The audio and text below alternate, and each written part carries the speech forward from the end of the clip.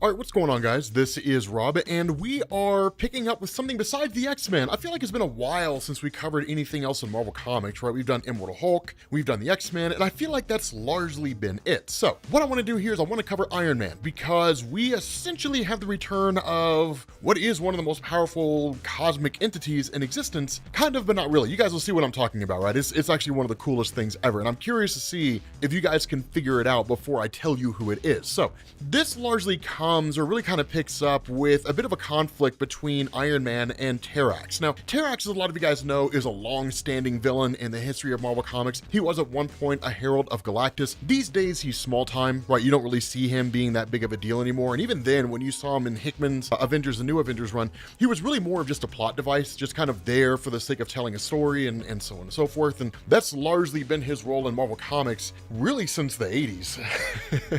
But Terrax is taken out quite readily. But one of the things that we end up learning here is that Tony Stark has left his own company, Stark Unlimited. Now, this is business as usual. We've seen this happen multiple times over the course of Marvel Comics, but the way that Christopher Cantwell's doing this is really, really cool, right? Christopher Cantwell is the guy who's currently writing Iron Man. I was a little on the fence when I heard he was taking it over. I do not regret reading it. His writing is amazing. He's really, really cool with this. But one of the things that happens is he ends up getting a kind of $65 billion severance package, which is nice. And then from there, like in his fight with Terrax, he ends up like destroying a satellite, right? And then of course he gets a whole bunch of flack and a whole bunch of heat on social media. Now, one of the things that any YouTuber will tell you, or social media influencer will tell you, is take what people say on social media with a grain of salt. Social media is an answer to the question, what happens when people can say what they want without consequences? And social media will basically show you what people are really like, right? So it's kind of interesting. At the end of the day, Tony Stark seems to kind of get caught up in social media to a degree. But one of the things that he's also kind of criticized for and grilled for a little bit is the idea of him changing his career. When he's like, you know what, I'm stepping away from technology completely. Machines should be building machines. We need to get back in touch with what it means to be human. And she's like, when you say get back in touch with your roots, are you talking about this $65 billion exit package from Stark Unlimited, a $14.8 million Malibu mansion, and a computerized Iron Man suit? That's as dangerous as a thermonuclear weapon? Is that getting back to your roots? Is that what you're referring to? Because if you're talking about becoming an average man, they don't have any of that. So it's kind of a funny little thing there, but social media largely seems to have it out for him, right? You know, it's kind of taking it to him, but you kind of get these little tidbits here and there. He kind of packs everything up, right? He's kind of telling Rhodey, like, pack everything up, right? He's got his 1970 Boss 429 Mustang, which I always thought was kind of cool, but I'm more of a 1971 Chevelle 450 big block man myself. It's my dream car. But it's kind of this thing where Tony Stark's sort of just walking away from it all, right? Just literally leaving it all behind. And it's just like, I want to get back to a simpler life. And that kind of makes sense, right? I mean, it is very difficult to look at a person who's a billionaire and see that, like, you know, man, life must be a struggle for them. But it's one of these things where a person's struggles aren't necessarily based on money. Oftentimes, they're just based on their life experiences, right? The things they go through. And if you're somebody like Iron Man, you've never had a moment's peace, and you're kind of cursed with the gift of knowledge to a degree, but you're always out there doing something, right? You're always putting your life on the line. There's all these kind of threats that go on time and time again. It makes sense that there comes a point when you're like, you know what? I just want to be done with it all, right? Just buy some brownstone and just live some measure of a peaceful life. And so Tony Stark kind of starts to get a little bit reckless, or what you would expect a guy like him to do if he's just sort of getting out there and just doing things that he always thought would be fascinating. Like, for example, getting involved in a street race. Now, as you guys know from watching Fast and the Furious, nothing in this world is stronger than family. Not even Galactus. Family can beat Galactus. Family can beat cosmic entities. Thanos would have been defeated with the Infinity Stones and the Infinity Gauntlet had family stepped in. But Tony Stark kind of getting involved in these street races and so on, he's just kind of being reckless. I mean, to a degree, like he puts like $5,000 on the line just to get involved in a race with this guy. But while all this is happening, small little things are taking place, right? Small little moments are going on behind the scenes, robberies, break-ins. And normally Tony Stark would never really concern himself with this. But then we get the appearance of a relatively interesting character, right? He kind of tweets out that he's holding kind of a get-together with some old friends. And he ends up being met with the arrival of Patsy Walker, Hellcat. Now, Patsy Walker was a huge deal back in the day, right? Like back in the 70s and the 80s, she was a huge deal, and she's really been around for a long time in Marvel. But the reality is she's just kind of been small peanuts for a long time. And that's one of the things that I want you guys to notice with what Christopher Cantwell's doing here is a lot of these old school small time guys, he's bringing them back, right? He's bringing back a lot of these old school small time characters. And it's kind of interesting because the relationship between Patsy Walker and Iron Man is such that they had a kind of romantic interest at one point, a bit of a fling, but there's history there. But in the middle of them talking and having this conversation, suddenly he's met by the arrival of a guy named Fuller Teilhard, I think is how you pronounce it, that's how I pronounce it, or Teilhard, whatever. This guy basically has this business proposition. Now this is almost kind of a shot for shot of Iron Man 3, when you had Killian who approached Tony Stark with like, I have this really cool idea. You guys remember that whole scene from Iron Man 3? I know you guys try to block the movie out of your head, but this is kind of a shot for shot moment of that, when he basically pitches this idea to him that could really change everything, right? Capturing lightning. And the whole idea behind that is lightning is an exceedingly powerful source of energy, and it's naturally occurring. So why not harness that and then basically use like waste-free energy that can power the world, right? That can do all kinds of things to fix the world. Now, the reality is Tony Stark isn't necessarily against this, because he's like, I mean, there's no real profit to be made here, or I can't weaponize it or anything like that. It's largely because one, he's wearing fuzzy bunny slippers, and two, he just doesn't really care about that kind of stuff anymore. It doesn't really seem to be relevant to him anymore. And so he's like, I mean, lightning's cool, you know, that's whatever. And then just kind of walks away with Patsy Walker. You know, this guy's kind of like, well, I mean, you know, if you ever decide to change your mind, let me know. That will be incredibly important. And the reason why is because Iron Man getting back to his roots is not necessarily him walking away from the role of Iron Man. And in fact, he actually breaks out a vintage suit from back in the day when he was simply just the Golden Avenger, right? An old school Iron Man suit. That in the eyes of Tony Stark, there's almost a kind of level of humanity that's lost with the advent of technology. And there's really no one better to make that case than him, right? The average person on Twitter is not equipped to make that case. A futurist, a person who's developed some of the most advanced technologies in the world, and in fact, the foremost authority on technology, is equipped to make that argument, because he understands the full breadth of what technology has done for and to society and what it will lead to. That's one of the things to keep in mind. Iron Man's always been a futurist, right? Tony Stark has always looked to the future. He builds for tomorrow, he doesn't build for today. And that's why technologically, even comparing him to people like Reed Richards or like Wakanda or something like that, he's usually always a step ahead of them. It's one of the things that was established during and at the end of Jonathan Hickman's Avengers and New Avengers run, is that in comparison to everybody else out there, T'Challa, Reed Richards, all these guys, even Peter Parker to a degree, or even Dr. Octopus, Iron Man's ahead of all of them, right? Just in terms of his ability to develop technologies. The only thing that limits him is the technology around him, right? What he can build based on the existing resources that he has. But if he were to go to Wakanda and he had all the resources in Wakanda, it would dwarf everything that Wakanda's built already. I mean, Wakanda never really had the ability to build a Dyson sphere. Tony Stark did, right? To literally build one around the sun. It was one of the most monumental achievements, and he had to use alien technology in order to pull it off. It's one of these things where he kind of sits down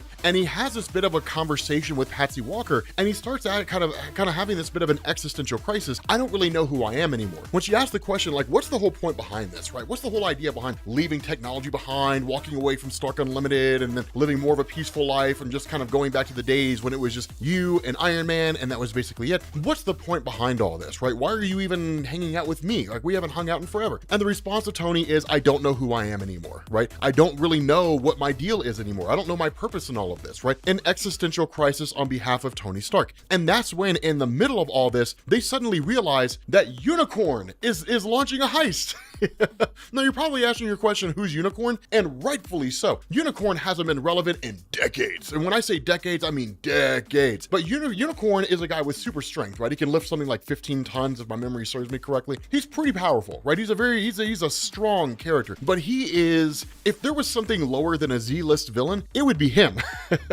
But the crazy thing is, the whole time he's doing this, he keeps referencing a guy called The Other, right? And he's literally stolen this book from a library of all places, right? And it's like, why would this guy break into a library and steal a book? But the other thing is, there's a few kind of enhancements here, enough that he's able to really hold his own against Iron Man, kind of subdue him for a second, and then ultimately escape, but not before Iron Man basically, you know, knocks down the helicopter, sends it crashing into the ground, and then basically, you know, Unicorn is arrested, and Iron Man realizes what he's stolen here is the Gutenberg Bible. Now, this is the weirdest thing to steal, because the significance of the Gutenberg Bible is it was the first book that was printed with the Gutenberg press, which started the process of just mass-producing books using machinery. But the fact that this is being stolen by some guy like Unicorn, it doesn't make any sense, right? It's like, why, like, you know, why would you do this? And who's the other, right? Who's this being that you're referring to? And so what you end up doing is you actually switch over to this guy that Iron Man had been talking to previously, and this guy's just kind of standing in a window staring out. Now, if you look at this bottom panel here, anybody who knows anything about the history of Marvel Comics will be able to tell you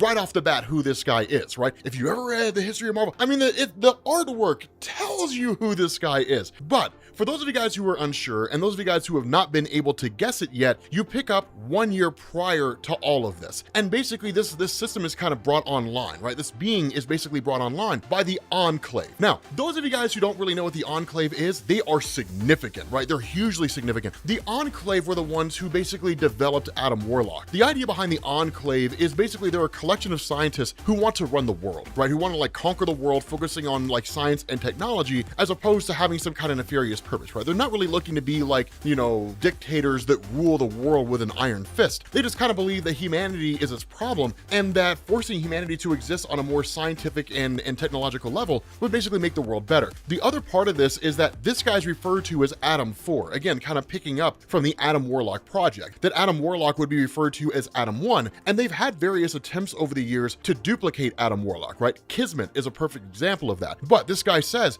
do not call me Adam, call me by my real name, Corvac. So this is kind of a crazy thing, the return of Michael Corvac. And they ask like, what's your mission? And it's like, you know, something about saving the Enclave, I don't know, but your mission is selfish, right? Like, and this is one of the coolest things he says here. He says, what makes humans so arrogant as to think their world is more important than any other? Why make the world a better place? Why not make the universe a better place, a better reality for everybody who's here? And this guy responds and says, you're a cybernetic amalgamation, you're superior. Opinions on these matters are beneath you. It's your nearly unlimited intellect that is required. And before he can finish, he says, it's my nearly unlimited intellect that tells me this universe is a landfill that is conflict laden and war torn by the greedy. It tells me that this is a reality that, while filled with those proclaiming to be gods, is ultimately godless and lost. And ultimately, it tells me that I am but mere steps away from becoming the god that it needs. You can have your Enclave, I have bigger plans, and I must begin immediately. Now, this is the bane of the existence when it comes to the Enclave. When they originally made Adam Warlock, they had to fly in Alicia Masters, right? The blind girlfriend of Ben Grimm, because the light emitting from Adam Warlock was too bright for them to see, and they had to know if their experiment was a success. But almost immediately after Adam Warlock emerged, he turned against the Enclave, fought alongside the Fantastic Four, and then bolted. And then he kidnapped Sif and tried to marry her, which is kind of weird. But it's the bane of the existence of the Enclave that every organism that they either manufacture or alter ends up turning against them. Because honestly, despite the fact that they exist based on the beliefs of science and technology, they defy logic and reason in terms of their motivation and why they want to do what they do. And so switching back over to Iron Man, suddenly he's basically caught up in Murder World, right? Now, we don't really know exactly how he got here, and even Iron Man says, I don't know how I'm here. It's just him and Crusher Creel that were snatched up and brought to this place. And Crusher Creel's like, look, if I have to destroy you in order to get out of here, then that's exactly what I'll do. Iron Man ends up figuring out that it was basically Arcade, and then of course, once he unmasks Arcade, they end up freeing themselves and so on. But this is going towards the kind of continued crushing of Iron Man as far as public opinion goes. That Iron Man is doing things that the general public doesn't like, and so the general public is turning against him. Whether it's logical or reasonable is irrelevant, right? That it doesn't really matter whether or not what people believe is logical and reasonable, it's just what they believe. And people will steadfast their beliefs and very rarely ever change them unless they absolutely have to. And it's only really in the face of conflict or destruction that they have to change their opinions. But you end up having this kind of situation over and over and over again. This is what's happening. Time and time again, there's these different villains that are showing up here, right? One guy kidnaps a whole bunch of guys from Stark Unlimited, and Tony Stark has to go in and save them. You know, it's just this kind of situation, this kind of process that repeats itself continually, that you end up having Iron Man who basically kind of saves the day, albeit, you know, with a few dangers here and there. He breaks his bones, right? He has like 17 fractures, you know, he's like his left lung is punctured and so on and so forth. But like kind of enduring these struggles over and over and over again is just kind of the nature of the current situation that Iron Man is in. Because at the end of the day, Corvac has some kind of plan under his belt, and all these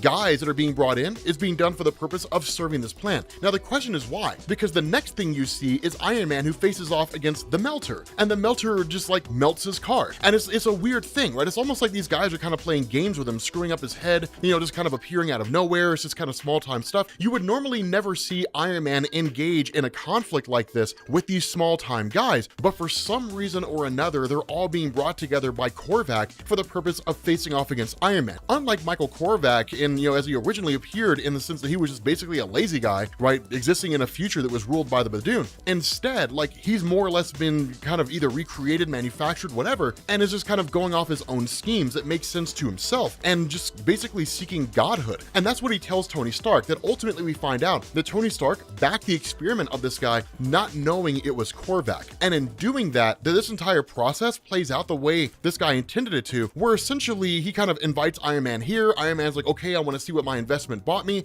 And then as soon as that goes on, he's immediately hit by lightning, right? Taken out by Corvac, and then Corvac brings together the other guys that have more or less been freed, right? Unicorn's been freed, the controller's here, right? It's just kind of this thing over and over where they're like, we're gonna take you out, right? I got these 3 guys because they seem to be the most equipped in taking you on. Now, this again is another kind of reflection of the old school Corvac stories, because the reality is these guys are not a challenge for Iron Man, and they never really were. Iron Man was able to overcome them pretty readily. I mean, guys like the controller are kind of powerful, but they're all B or C list villains. And so it really seems more of an indication that Corvac is kind of learning as he goes along. And that was the nature of the original Corvac. Once he stole the power of Galactus and was almost really more machine than man, even in the events leading up to that, he was kind of figuring things out as he was doing them. And that's why the Corvac saga is so cool, because you see this guy who's basically lazy, who's turned into a machine, who steals the power of Galactus, who comes back to the modern day, and then basically just kind of becomes more and more of a credible threat as the story goes on, all the way up until the point where he reaches godhood. And that's what this guy's trying to do. That's why him and Corvac are really linked in this way, as he's kind of like seemingly a remade version or a returned version of Corvac, because he says, I'm not looking to achieve demigod level status. I'll do that here in a moment, right? I'll achieve this kind of demigod level of power where I'm at right now, but I'm looking to attain full on godhood. That's his mission, that's his goal, because that's what the original Michael Corvac did.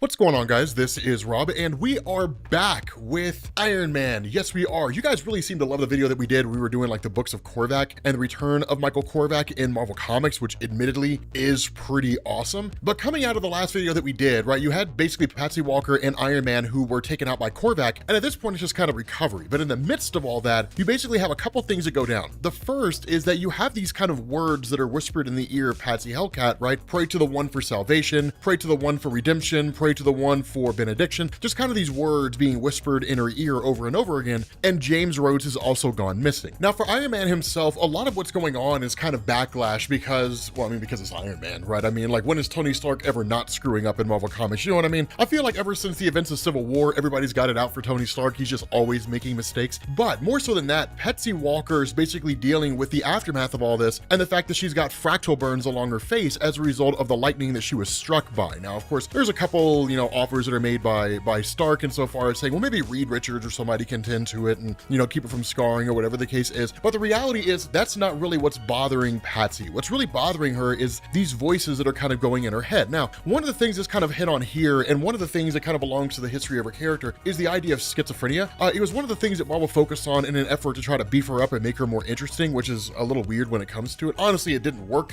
Patsy Walker has never really been an interesting character in Marvel. Nothing against the nature of her character personally, it's just that her stories were never really compelling, and so I just never really had an interest in her. At least that's just my take anyway. You might, find it a little more intriguing, but one of the other things that's really concerning here for Tony Stark is the nature of Corvac, and it's really one of the things that's kind of hit on here from Avengers 177 back in the day, which was the Corvac saga, right? The idea that Michael Corvac was basically a regular human from like the future of a different universe where the Badoon had conquered everything, and then in turn, because he was terrible at his job, he was, kind of hooked up to a machine, and then basically ended up taking over the power of Galactus, came up to the modern era, and then basically made himself a cosmic entity, right? So, Michael Corvac has a history of being this ridiculously OP character, and in fact, in the Corvac saga, he killed everybody, right? He brought him back to life, but he killed everybody. And that's one of the things that Patsy Walker hits on, is she's like, look, I kind of get where you're coming from here. Like, he was a cosmic entity, and Tony Stark's like, yeah, I mean, now he's just kind of an android, but there's legitimate concern here, right? Because she's like, it was, at that point when you guys fought him, he destroyed all of you, and the only reason you came back is because he brought you back. And that's true, right? Like literally, Michael Corvac saved the day himself and was just kind of like, no, this isn't really how it's meant to be, and then just set everything back to normal, and then just kind of destroyed himself and wiped himself out of existence. But literally, the bad guy won by all standards of measurement. It's one of the things that made the Corvac saga so significant back in the day. But ultimately, you end up switching over to James Rhodes himself, in the outer boroughs of New York, and essentially he's just kind of being held captive by Michael Corvac by way of the Controller himself. Now, the Controller, we've talked about him before over the years in Marvel Comics. The Controller controller basically has these little control discs that he puts on people, and they basically bend them to his whim. The biggest issue with this is that the willpower of James Rhodes is high, and it's one of the things that's been hit on for years in Marvel Comics, that there's just something about James Rhodes that kind of makes him a cut above the rest with everybody else. And so while the controller has 3 discs on this guy, James Rhodes, while I wouldn't say that he can do whatever he wants to, he's still able to maintain some measure of autonomy, and it shouldn't necessarily be that way, right? It's one of these things where it's kind of like, I mean, this guy should be completely and totally bent to my control under these discs, but this guy's willpower is nuts. And a lot of that comes from James Rhodes' own personal experiences, as well as having been Iron Man, fought alongside Tony Stark, faced off against some very heavy hitters, some of which have the ability of telepathy or the ability to dominate the wills of others. And so over these years, he's developed a kind of conditioning, even if not outright mental blocks, that basically make it very, very difficult for a person out there to dominate his will or to subjugate him. And that's why, while he's not able to completely resist the powers of the controller, he's able to put up one hell of a fight, if we're being honest with ourselves. And so at the end of the day, it's one of these things where Corvac having this kind of conversation with him is really more of, in the end, you will bend to my will. And even if you don't, it won't matter, because once I've reached to where I need to go, at the end of the day, I'm going to be able to conquer the universe anyway. So it doesn't matter whether you agree with me, because in the end, I will rule everything, right? I will control all. And so what you end up having here, at least the kind of goal of Corvac, is that in its current form, he doesn't have the power to leave Earth and reach his final destination, which is actually the ship of Ta-2, of Galactus's world ship. What he needs is a kind of power boost. He needs the ability to have the power to leave the Earth and then storm Galactus's ship. And so what he's done is he's hooked himself up to what is essentially a giant power supply that'll allow him to tap into the city's power grid and then drain the entire electrical source of the city itself into him. And while that may not seem like the most significant thing, remember, one of the things to understand is that Corvac is by and large a machine. And so this is one of those examples where Christopher Cantwell's building into the idea that a machine that controls an electrical grid or can tap into an electrical grid can kind of expand that to its near limitless potential. And that's exactly what happens. That once he's hooked up and once he absorbs the city's electrical power into himself, that now when everything goes down, right, the whole ship goes down, that with Patsy Walker kind of hearing these words of Michael Corvac whispering in her ear, she picks up on the idea that he's pursuing Ta-2. And that's when Iron Man really begins to freak, because he's like, wait a minute, did you say Ta-2? And she's like, yeah. And he's like, that's Galactus's world ship. Like, oh my God. So like with the power going down, that's when he realizes that Corvac's tapping into the power grid, and basically following this, he can control all the electrons on Earth, right? He can literally control the entire world's electrical grid. Now, this is not the most important thing in the world, but it is a significant thing, because it's like having the abilities of Storm. With Storm, she can control the weather on any world she's on. With Michael Corvac, it's the exact same thing now. Being able to manipulate the electric particles that exist out there, or electrons, being able to manipulate those on Earth is being able to manipulate those anywhere else. This is more or less akin to like when Neo in the Matrix was downloading knowledge of Kung Fu into his body. Now that Corvac can do it here, he can do it anywhere, which includes Galactus' ship. And so that's the idea, is to get there, and then because Galactus' ship runs on energy and electrons, in turn, he'd be able to take over the ship itself. It's basically what he did in the first appearance that he had when he first took over and downloaded everything in Galactus' ship and gave himself the power cosmic. And so ultimately, you end up having Iron Man who goes to visit Halcyon. Now, you guys might recall Halcyon as the street racer that Iron Man faced off against when he was just going crazy and spending money like a wild man. But Halcyon is one of these guys who, of course, one,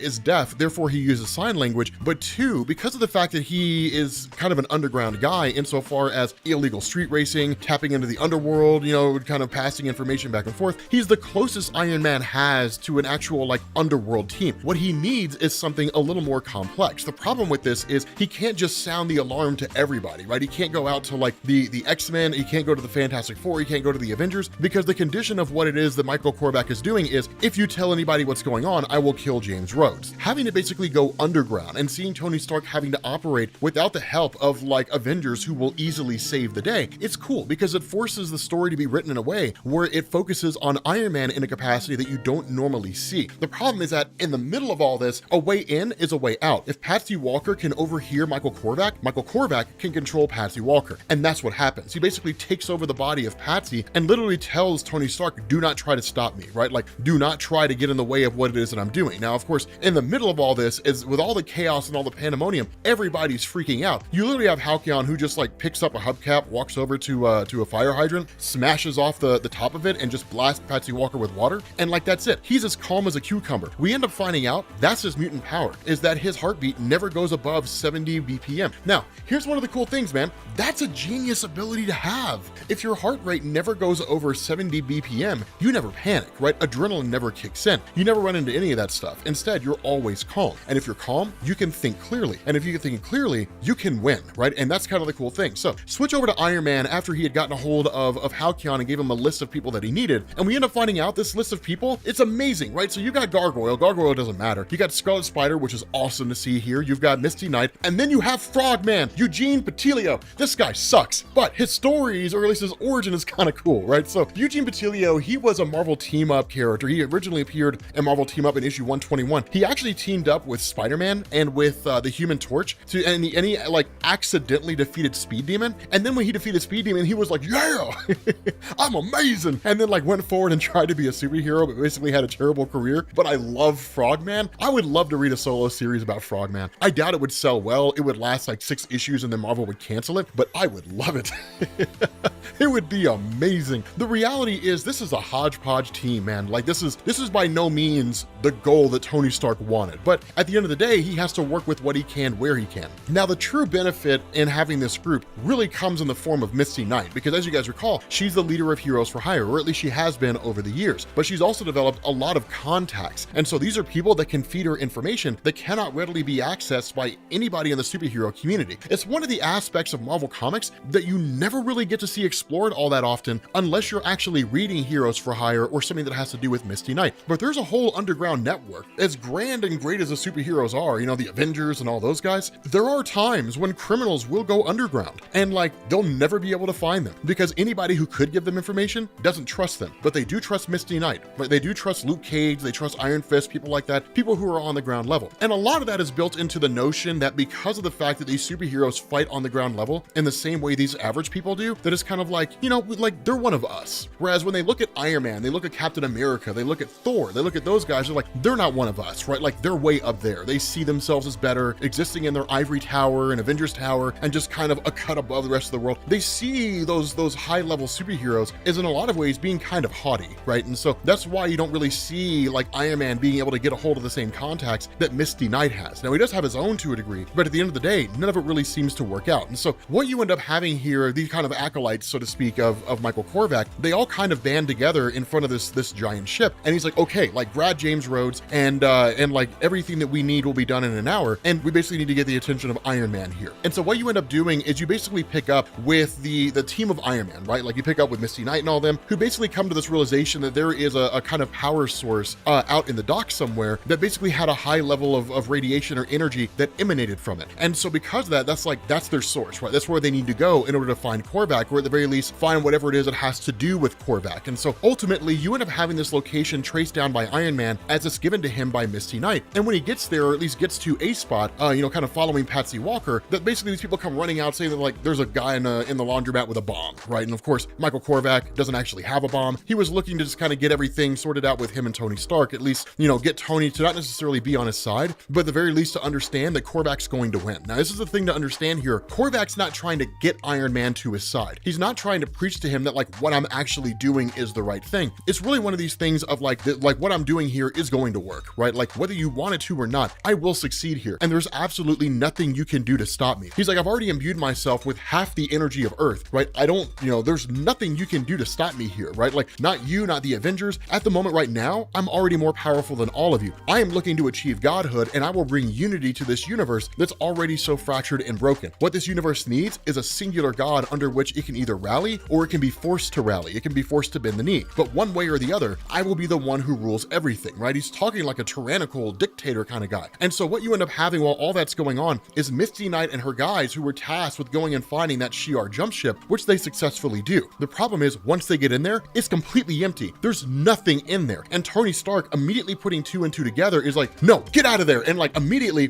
boom, the ship explodes, right? Takes all those guys out. And it's like, holy shit. Like that's crazy, right? Like literally it was a bomb that was set up by Michael Korvac. And that's the big difference between Korvac and Tony Stark. Korvac is just that much smarter than he is. And even when Korvac first showed up, right, he was a master intellect across the universe. And while Tony Stark wouldn't necessarily give himself that level of credit, he is a futurist, he is exceedingly intelligent, but Korvac in all of his appearances has always just been that much more intelligent than Tony Stark. But nonetheless, Korvac, in when he was really a credible threat to the Avengers, has always been wildly intelligent. intelligent. And so as smart as Tony Stark is in comparison to the average person, Michael Korvac is that much more intelligent than Tony Stark. And being able to outmatch him like this, being able to outclass him and just be like, you never really had a chance in the first place. Like, understand, Tony Stark, I've been running circles around you since this whole thing began. Tony Stark lashes out, attacks Korvac, and uses every ounce of energy that his suit can muster. Now, something to understand here, this is also an old school suit of Iron Man. So by no means is this Cantwell saying like, this is Iron Man in his peak capacity, using every ounce of energy he has and the best suit of armor he has, and he still couldn't take out Michael Korvac. No, I mean, that's one of the things we covered in the last video, is that it's a vintage suit, right? It's not his most up-to-date technical suit. If you were to face off and use every ounce of energy that was available in something like the Endosim suit from Superior Iron Man, he may have stood a chance in taking out Korvac here, but at the very least, it doesn't matter. The result is that it's not enough. And so with him completely and totally drained, the response of Korvac is, Tony Stark's out of the picture. There's nobody for us to worry about anymore. Like, get on board the ship. We're on our way to Tattoo. We're gonna go meet Galactus, and we're gonna go take over all the cosmic power that he has.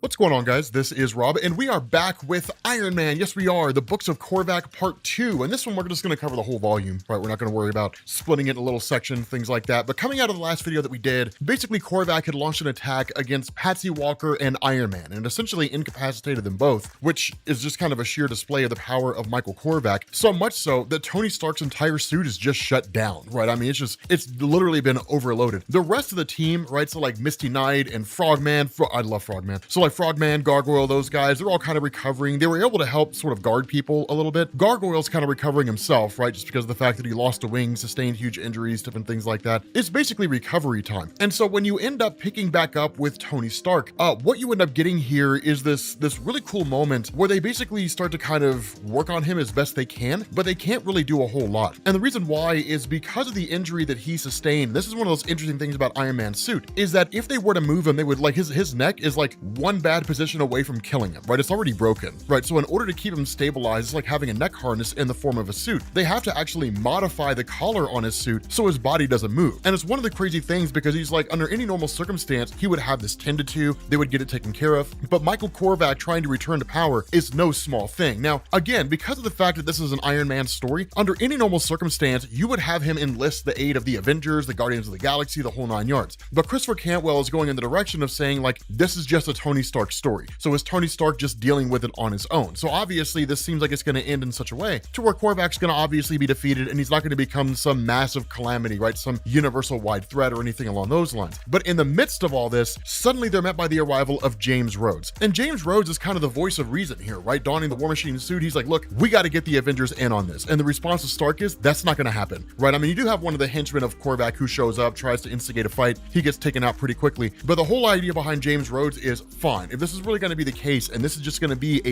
I've got to take care of it on my own, this is a personal vendetta kind of thing, then that's fine. Like, at the very least, I can come along and make sure that you don't get yourself killed, right? That kind of a thing. Now, again, people will kind of look at that and say, it's a little weird that Cantwell's turning this, what is basically a character who is a cosmic entity, right? Michael Korvac, at the peak of his power, was wildly powerful. He could reshape the universe as he so chose, based on his use of the power cosmic, right? The power of Galactus. A lot of people will look at that and say, it's weird that Cantwell's just turning this into an Iron Man story. I think it's cool. I think it's cool to have a character who is such a massive cosmic level threat that's not turning into yet another big crossover event in Marvel Comics, right? Where crossover events happen all the time, but instead is being held in the kind of capacity where it's facing off against Iron Man. This is old school, right? This is like 1970s, 1980s Marvel Comics. So while I'm not necessarily some old school hipster and I wish things could go back to the way they were 50 years ago, I don't. I do like the idea that we get these kind of little moments here where you get these small stories where what would normally be a giant Avengers class threat, probably even a universal threat involving a whole host of spacefaring characters and everything, instead of just being dealt with by Iron Man. So there's a couple things that you get here, which is kind of cool. You end up, of course, getting them,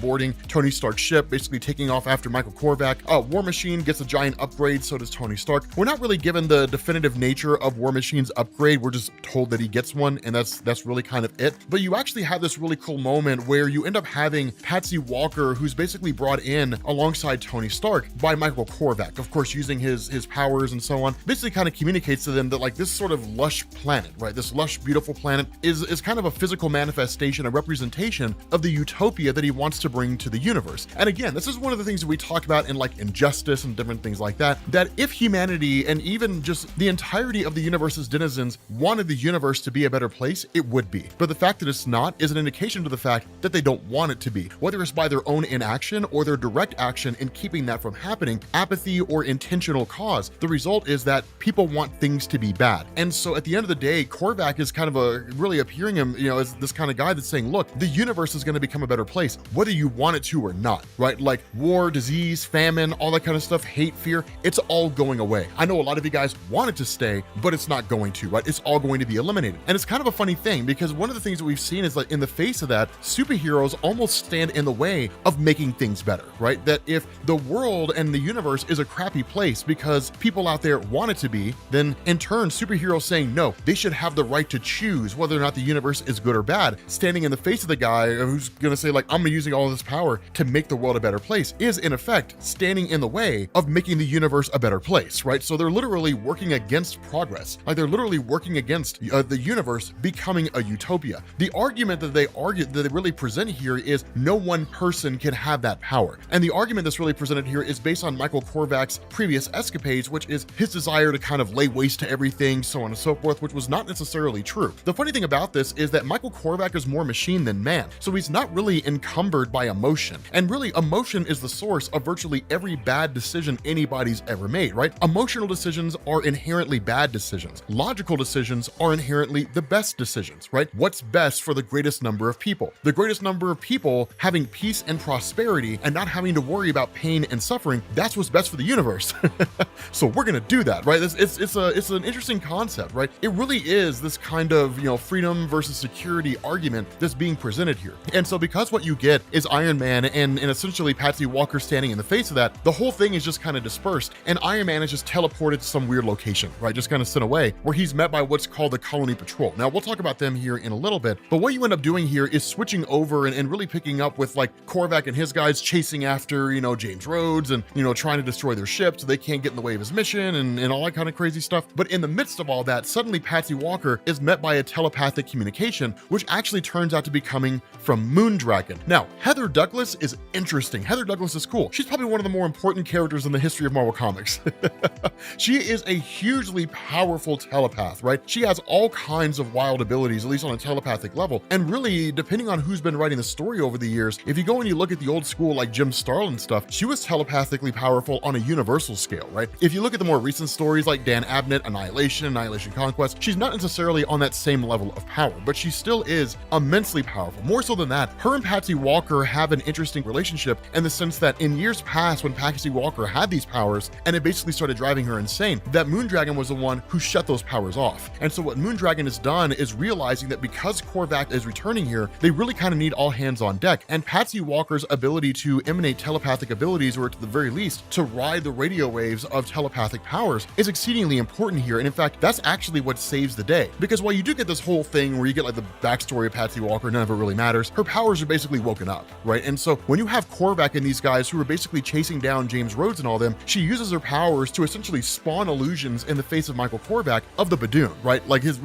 worst fear in a lot of different ways. We'll talk about why here in a second, but spawns, illusions of the Badoon, which really distract Corvac and everybody else enough to where they basically stop dead in their tracks, which gives James Rhodes and everybody the ability to kind of fire up their engines and take off as fast as they can, right? Now, following that, you kind of pick up with this whole Corvac thing, right? This whole really discussion with Corvac. So this really starts in the year 2997, right? The Corvac is from the far-flung future and technically an alternate reality, depending on how you want to look at it. But the important thing is that by this point in time, the Badoon have conquered a huge section of the universe and have actually set their sights on Earth. And so what you had at that point was essentially a rebel faction, right? These kind of individuals out there who were looking to stop the Badoon from essentially conquering Earth. At that point, a lot of humanity, or at least some portion of humanity, worked for the Badoon, really more as servants and slaves than anything else. But the big thing is that Corvac shows up here as part of their ranks and then kills them all, only to find out that he's working for the Badoon, right? He's working directly for them, and that has essentially, eliminated this kind of faction, this really rebel regiment, to ensure that there's no real resistance, nobody to warn Earth that an invasion of the the Badoon is coming. Now again, at this point in time, Corvac was really just an employee, right? I mean, we're really just like a servant working for the Badoon themselves. And so what ended up happening is that because he abandoned his station and didn't do what he was supposed to, right, didn't stay there, what they ended up doing was taking his human components and basically merging them with cybernetic components. And so he was one part man, one part machine. He was a cyborg, and he had the ability to interface with the machines. This was the explanation Marvel provided as to how he became as powerful as he was. That in the original Michael Corvac saga, way back in the day in Marvel, that what he did is he actually traveled to the world ship of Galactus to Tatu, and then quote unquote downloaded the power cosmic. And that's what made him so powerful. That's what he's looking to do again, right? So this is not Michael Corvac who's been recreated as a character who just kind of exists, right? Just kind of a copy of his former self. This is actually Michael Corvac who's been brought back. And that's kind of a cool thing. Now, something that's a little wonky is that along the way to the world ship of Galactus, they're kind of recruiting allies. And one of the places they travel to is this world that's largely kind of been far-flung and cast off, only to find the original Human Torch, Jim Hammond. Now, the events that led to him being here really come out of like the Invaders comics. We haven't really covered those, although they are pretty good. We may cover them at some future point in time, but one of the big changes that kind of comes out of this, one of the things that's kind of given here is that with Corvac, it's kind of a weird blend. Michael Corvac was basically reinstated or brought back by the Enclave, who created Adam Warlock and called him Adam, but they call Corvac Adam 1. And the weird thing here is that Corvac basically refers to Jim Hammond as essentially being Adam 4. And so in essence, it's almost as though Cantwell is kind of blending the old Phineas Horton origin for creating Jim Hammond with like the Enclave and creating Adam Warlock, almost kind of blending them together. Now, as far as I'm aware, Phineas Horton was never part of the Enclave. He never joined the Enclave, right? He was not really hell-bent on trying to conquer the world through science. If anything, he was just obsessed with getting credit for having created the first android. But regardless of how you slice it here, because of the fact that Jim Hammond is an android, Corvac approaches him because he believes he's best suited to truly understand what the mission of Corvac is, right? Corvac's desire to bring peace and prosperity. And so what you end up having is the two of them traveling together, and Corvac, of course, upgrades the body of Jim Hammond, giving him enhanced abilities, but then at the same time, hooks him up to a system that basically allows him to process and to see what it is that Corvac is looking to do. Now, the two of their minds are connected, right? Because as machines, they can transfer information back and forth in the same way you transfer information from a computer to a USB drive. And so what this does is it basically shows the kind of Corvac events whereby the Avengers approach and they ask him about what's going on, you know, and they try to stop him from what it is that he's doing. And he basically ends up killing the Avengers in the process. And one of the things is that when this happens, Jim Hammond turns on him. And again, this is kind of a funny thing because the reality is whenever you're instituting a giant cause like this, right? Like bringing peace and prosperity to those who don't want it, they're going to try to stop it. And so as a result of that, you're going to have to move them out of the way, right? There are going to be forces out there that were going to be roadblocks in your way. And ultimately, if the ends truly do justify the means, and because of their own natures, they're incapable of seeing it, then you just have to get rid of them, right? You literally just, that's the only thing that you can do. If you cannot convince them, if you cannot get them to understand where you're coming from, if you try everything you can, which is literally what Corvac's been doing, and at the end of the day, they just refuse to accept the reality of the situation, then the only alternative is to eliminate them, right? To remove them from the equation and then continue on your goal to peace and prosperity. It's literally happened across the entirety of civilization. And so because of this, Corvac comes to this realization that Jim Hammond will never really ally himself with him. And so where a controller disc is put on Hammond to kind of keep him under control, it really is a little crushing to Corvac because he wasn't looking for a servant, right? He wasn't looking for a slave. He was looking for an ally, somebody that could truly understand where he was coming from and truly help him achieve this goal. And so it's kind of an interesting thing here because having the power of Jim Hammond is no small thing, right? The original Human Torch. This guy's not necessarily on the same power level as the Human Torch Johnny Storm, but he is pretty damn powerful, right? He's pretty capable. And so what you end up doing is switching over to this planet that Iron Man is currently on. And one of the funny things here is that as he's in this world and as he's there spending time with these people, he of course comes across a woman by the name of Yar, who's basically the one that leads the show. Now, Yar doesn't have any real existing history in Marvel. She's a new creation for this story, but the environment and the way this whole place exists, it really is by all standards of measurement what you would define as a communist society, right? There's no money here, right? There's no real income or anything like that. There's simply resources and those who share them. Now, truth to tell, if this society grew large enough, you would either run into a barter system that would evolve into money, or it would just turn straight into money, right? You look at like any political philosopher out there and they will tell you when you go from a state of nature, which is what this is, to an organized society, then somehow or another money's going to get involved, right? It's just the nature of us as the human race. We're primitive, right? We are pretty primitive and pretty basic, and we haven't quite figured out that there's more important things in the world in cash. So because of that, the whole thing is that Tony Stark kind of experiences this sense of belonging that he never really experienced before, right? This sense of community, camaraderie. He even goes as far as to say, I never got along with the Avengers this well. It's kind of a funny thing. Now, one of these guys is also Colin Richards, also known as Avro X. He appeared back in Marvel Fanfare issue number 44 back in the day. It's okay. I mean, it's not a major character, right? It's not a great, big, huge thing. It's not a massive thing at all. But while Tony Stark is kind of exploring the area, waiting to be called forward by basically the guy who runs the show, that he ends up coming across an Ultimo. Now, the Ultimo was nuts. Now, Ultimo was a character who appeared in Tales of Suspense number 76 back in 1966. The Ultimo was not like the biggest deal ever when he first showed up, but as time progressed, and especially when characters like the Mandarin got his hands on him, he became a hoss, right? Like the Ultimos are designed to be insanely durable. Now, the funny thing about this is that initially the Ultimo only had like maybe 30 appearances in Marvel Comics. So Christopher Cantwell is, by all standards of measurement, working with a blank slate here. He can kind of modify the history of the Ultimos as he sees fit, which is exactly what's going on here. We never really knew where the Ultimo came from. We never really knew where it originated from. We just knew that it was there one day, and then it was being used by different villains, and it was operating of its own accord. It could run at like 100 miles an hour. It stood at like 100 feet tall, right? These things were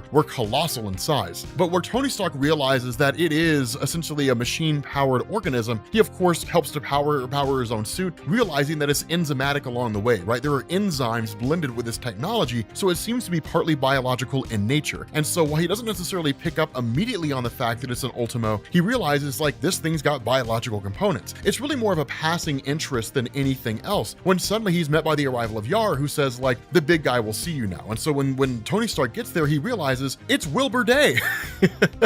It's the Stilt-Man. So Stilt-Man was created by Stan Lee and Wally Wood in Daredevil number 8 back in 1965. He's never been a big time threat in Marvel Comics, right? I mean, he's literally, as you see him, that's what he does, right? Like, he originally stole the technology from his employer, a guy named Carl Caxton, and then used it for his own ends, and he fought Daredevil a little bit, ended up in a bit of a criminal history there, but he was never significant, right? Wilbur Day was never one of those guys where it's like, oh my God, here comes Stilt-Man. That was never gonna happen, right? It's like, okay, here comes Stilt-Man. Well, you know, he's literally the guy that Daredevil's fighting when the story opens, right? Just to kind of show what Daredevil's doing at the time. That's basically how Stilt-Man was, and really always has been in Marvel Comics. But the funny thing is, Stilt-Man hasn't been seen in Marvel for a long time. And that's one of the funny things here, is that as the two of them are kind of talking, Iron Man's like, damn, man, like it's weird seeing you here. His knowledge of Wilbur Day is that he only ever got involved with people if he could achieve his own personal end, right? He's really just kind of a jerk. And so Iron Man's whole thing is like, okay, so like you're leading this whole thing, what do you get out of this, right? Like, I mean, what's in it for you? He expects him to be this villain that he's familiar with, but one of the things that Iron Man quickly learns is that like, there's no room for that here, right? That everybody's just trying to live, right? They're just like, they've all just kind of been thrust here, teleported here in the same way that Iron Man has, right? That somewhere along the line, something happened, and in the blink of an eye, they suddenly woke up here. Wilbur Day was one of the first, but the character of Yar, she was a member of the Kree army, right? Like a Kree colonist, and was just like teleported here, right? Everybody's just kind of been yanked here somewhere along the line. This is quite literally an island of misfit toys, right? That's basically what this is. Characters who are minor, small, irrelevant, never had any major role, and there's no real logic or reason to why they're here in the first place. Honestly, I love that Cantwell's doing this. It's creative. It's really, really creative. I thought it was cool. Like, this never would have occurred to me. And so the fact that everybody's just kind of been yanked here and they're just trying to live in this ecosystem, it's cool, right? Because it's basically really kind of showing these people for what they are. If these people really do anything, it solidifies the views of Michael Korvac, right? That like, you can have a utopia, like you can have this kind of environment, but notice like it's a cast off. These people never would have lived in this environment had they not been forced into it, right? The circumstances led to them becoming where they are, or at least kind of living this life that they're living in, right? So there really is legitimacy to Korvac's argument here, right? It's really kind of interesting because even Iron Man finds himself letting his guard down. Of course, he explains why he can't take his suit off, that if he does, it'll break his neck and he'll die. But like, he's just kind of enjoying his life, right? I mean, he's literally playing baseball with him, right? Just kind of enjoying this utopian lifestyle and just kind of chilling here to the point that he almost kind of doesn't want to leave. But then suddenly they're met by the arrival of one of the Ultimos Ultimos who gets here. And that's when you kind of learn this little bit of a dark history here when it comes to the Ultimos, is that they, one, originated from this planet, and two, killed the people who created them, right? That this basically seems to be the place where they originated from, and those individuals who created them were ultimately destroyed. And the way in which these Ultimos power themselves is by basically consuming enzymes, right? The reason why they're partly biological is one of them basically ends up grabbing Yar and then eats her, right? Like literally consumes her. And that's when Iron Man realizes, wow, like this is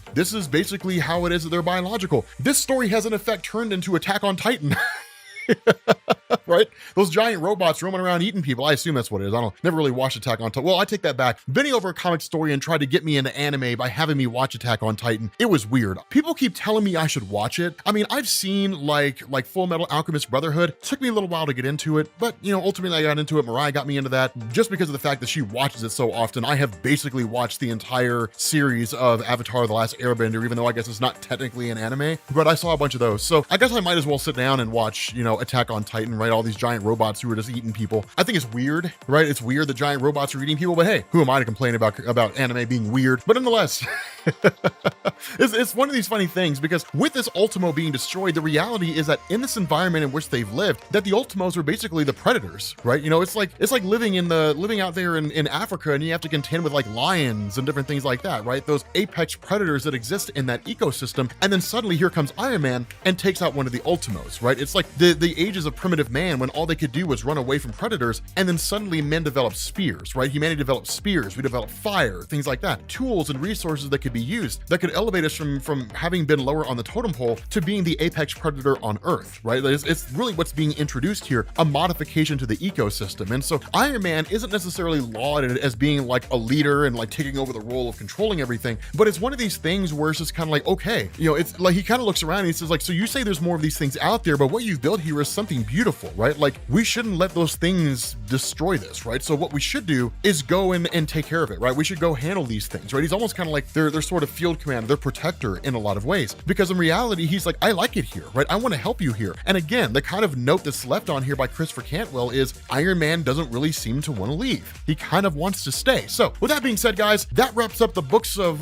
Corvac Volume 2. I guess we'll have to wait for Volume 3 to come out. I'm loving it, right? I'm loving what Cantwell's doing with Iron Man. I'm gonna be honest, this is some of the most enjoyment I've had reading Iron Man's comics since really Kieran Gillen's run, right? The secret origin of Tony Stark and all that stuff, the introduction of Arno and everything. I'm really digging it. I think it's some of the best Iron Man writing since then.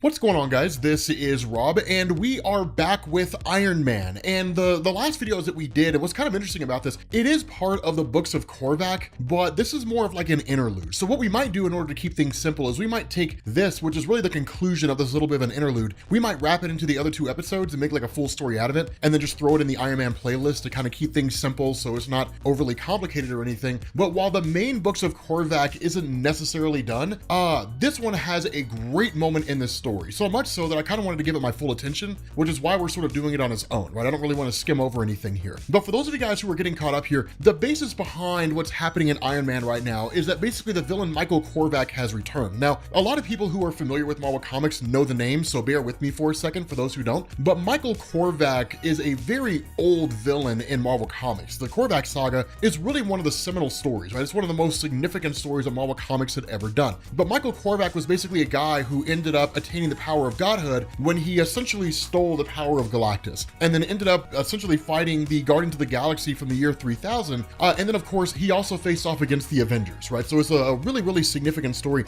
just in terms of the Marvel cosmic landscape, right? The Marvel cosmic hierarchy. But what had essentially happened is that at the beginning of this, Corvac had returned, and then looking to reattain his level of godhood, was traveling to the ship of Galactus known as Ta-2 for the purpose of stealing Galactus's power yet again. And so that's kind of where things are. In the moment, Tony Stark and really his ragtag teams like Misty Knight and Sam Wilson and, you know, Frogman and a few other people had basically been assembled in order to track down Michael Corvac and defeat him. But Tony Stark was essentially thrown into this planet with a kind of disruption ray, which was basically being led by longtime villain Stilt-Man. And that was one of the funny things. These are really obscure villains here, and Christopher Cantwell's doing that across the board. Even Michael Corvac's henchmen are like B-list villains, right? Like none of them are of any real significance. The Controller, people like that, it's not as though it's like Michael Corvac leading a team of like Thanos and all these guys. It's B-list villains, right? The kind of people you would expect to see somebody like Hawkeye face off against, right? Just nobody of any real significance here. And so what had happened is that prior to this, one of the occupants of this colony, a woman named Yar, had been killed by one of the Ultimo robots. And so of course, that's one of those giant robots that seems to originate from this world and just kind of travels around the landscape just eating things, right? So it's very reminiscent of like Attack on Titan, right? It's not that dissimilar, except in the show you have Titans, and in this you basically have, you know, giant robots, which for the longest time I always thought the Titans were giant robots. I'm still not convinced they're not. But the important thing here is that with Yar dying along with several other people, of course, they're basically holding a funeral, and that's where Tony is struggling, because he's talking with Colin, who is essentially the chief security officer for Stilt-Man, who's a combination of like the spiritual leader slash political leader, I guess, of this colony. And of course, you know, Colin kind of dealing with these, you know, issues and so on, the death of people that they've basically grown close with over time. It hits him pretty hard. And that's when you have Iron Man, who basically goes and has a conversation with Stilt-Man. And the funny thing about this is that he asked him, he's like, why don't we just destroy these Ultimo robots, right? Like if these robots are here, I've already destroyed one, we can destroy all the others. But the explanation offered by Stilt-Man is that these things seem to originate from just some singularity out there somewhere, right? Like some machine creating other machines, but we don't know if they're coming in from like a different dimension. We have no idea how all this stuff works. All we know is that they just seem to appear and they basically travel around the landscape and then basically kill and consume whatever it is they happen to come across. And so at the end of the day, like, yes, I love your desire to help here, but what we're better off doing here is focusing our efforts on creating what is in essence a signal beacon, right? Something that can basically send out an SOS into the universe and someone can come and rescue us, right? Because for right now, Tony Stark's kind of stranded here. And in the midst of this conversation he has with Stilt-Man, suddenly he's met by Patsy Walker. Now remember, Patsy Walker is a member of Tony Stark's team, and that while the crew is still on that ship, Tony Stark was basically yanked away, and that's why he's here. And so as a result of this, Patsy Walker is basically communicating to him through like the ship's technology. And where you would ask, well, why don't they just come here and pick up Tony Stark? The explanation is given to us, and it's actually a pretty solid explanation that's given here, that where Tony Stark doesn't necessarily ask, like, why don't you come and pick me up? The explanation given by Patsy Walker is the mission is more important than you, right? Michael Corvac represents a clear and present danger to the universe. If he gets to Galactus's world ship before we do, and we have no discernible means of stopping him, right? Like basically he overpowers us and presumably even kills us, he'll steal the power of Galactus and things will be right back where they were before, right? Where he recreates existence. That was the significance of the original Corvac saga. Michael Corvac was so powerful, the only way to defeat him was for him to end his own life. Like literally he destroyed himself in order to set everything back to the way it was supposed to be. In reality, Marvel kind of wrote themselves into a hole, but that's how powerful he was. And that's the level of power that we're looking at again, right? A person who really seemed to go insane with the power of Galactus,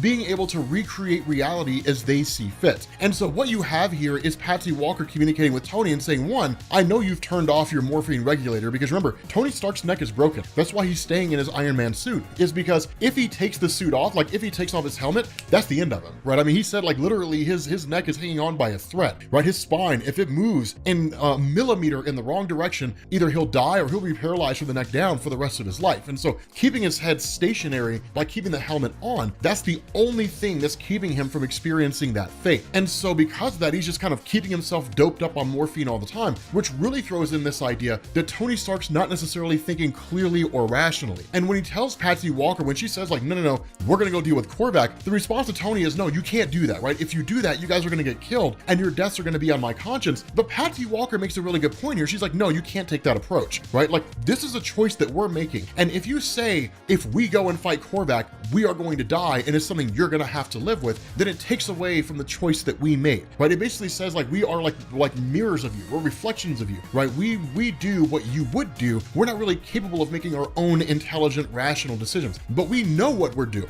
We know that we're gonna go after Michael Corvac. We know he may very well kill us, and we accept that fact, right? It's our role as heroes to put the safety of individuals or universes or the planet or what have you ahead of our own lives, to be willing to make that sacrifice. And so following that, Tony Stark becomes kind of suspicious of everything Stilt-Man was saying and offering this explanation that like these machines are coming from some singularity out there, the fact that they don't really know a whole lot about them and so on and so forth. And so what he does is, of course, he sneaks off to one of the machines, and when he gets to the Ultimo robot, he's immediately attacked by Colin. And the reason why is because as the head of security, Colin wasn't really given the details. He was just told by Stilt-Man, make sure nobody gets close close to these things. Now, the explanation I imagine was probably offered, if one was even offered at all, like assuming one actually happened, is, well, if you mess with it, it could send out a beacon to the other Ultimo robots and they would all descend on us, right? Like you would bring death and destruction down on us. More so than that, the citizens of this colony trust Stilt-Man implicitly. They don't really have a reason to question him. And so because of that, they just sort of go with whatever it is that he says. But Tony Stark knows enough about Wilbur to know he was a villain. And so while he may be telling the truth, Tony Stark's approaching this from the perspective of trust but verify. And so when he shows up here and he's immediately attacked by Colin,